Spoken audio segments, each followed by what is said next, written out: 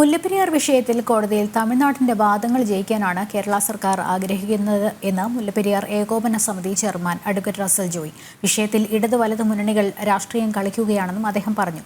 Mullaperiyar dam decommission ചെയ്യണം എന്നാവശ്യപ്പെട്ട് മുല്ലപ്പെരിയാർ ഏകോപന സമിതി ജനകീയ പ്രതിഷേധം നടത്തുമെന്നും റസൽ ജോയി വ്യക്തമാക്കി.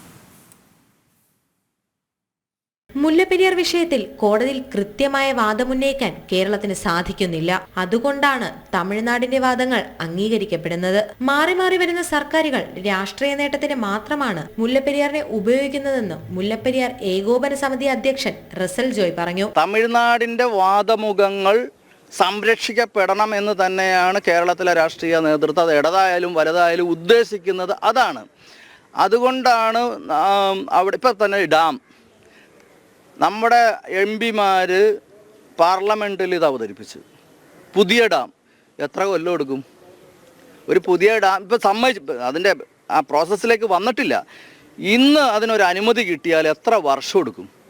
അപ്പോൾ ഇവരുടെ ഉദ്ദേശം എന്താണ്? ഈ സംഭവം ഒരിക്കലും നടക്കരുത്.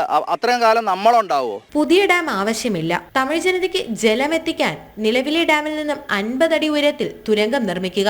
ഡാമിലെ ജലം അപകട സാധ്യതയില്ലാത്ത തരത്തിൽ ക്രമീകരിച്ച് ഇരു സംസ്ഥാനങ്ങളുടെയും പ്രശ്നങ്ങൾ പരിഹരിക്കണമെന്നും മുല്ലപ്പെരിയാർ ഏകോപന സമിതി ആവശ്യപ്പെട്ടു.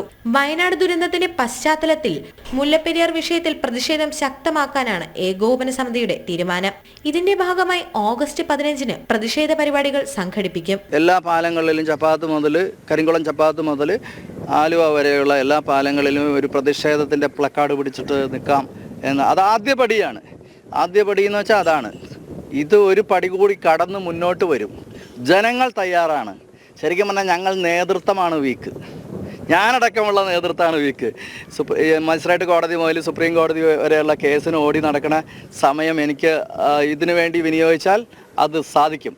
ജനങ്ങൾ തയ്യാറാണ്. അവർക്ക് ലീഡർഷിപ്പ് കൊടുക്കാനായിട്ട് പറ്റാത്ത അവസ്ഥയാണ് അതുള്ളത്. അപ്പോൾ കുറച്ചുകൂടെയൊക്കെ ആ രംഗത്ത് ശക്തമായിട്ട് പ്രവർത്തിച്ചാൽ അവരുടെ തലയിൽ കയറിയിരിക്കുന്ന രാഷ്ട്രീയമൊക്കെ ഇറങ്ങും. മനസ്സിലായോ? ഇപ്പൊ തന്നെ ഇറങ്ങിക്കഴിഞ്ഞു. പെരിയാറിന് കുറുകെയുള്ള പാലങ്ങളിൽ ജനങ്ങളെ സംഘടിപ്പിച്ച് പ്രതിഷേധം നടത്താനാണ് മുല്ലപ്പെരിയാർ ഏകോപന സമിതി ഒരുങ്ങുന്നത്. പ്രക്ഷോഭങ്ങളുടെ തുടക്കമായി വിവിധ സംഘടനകളുടെ നേതൃത്വത്തിൽ ആലുവയിൽ ഇന്ന് യോഗം ചേർന്നിരുന്നു.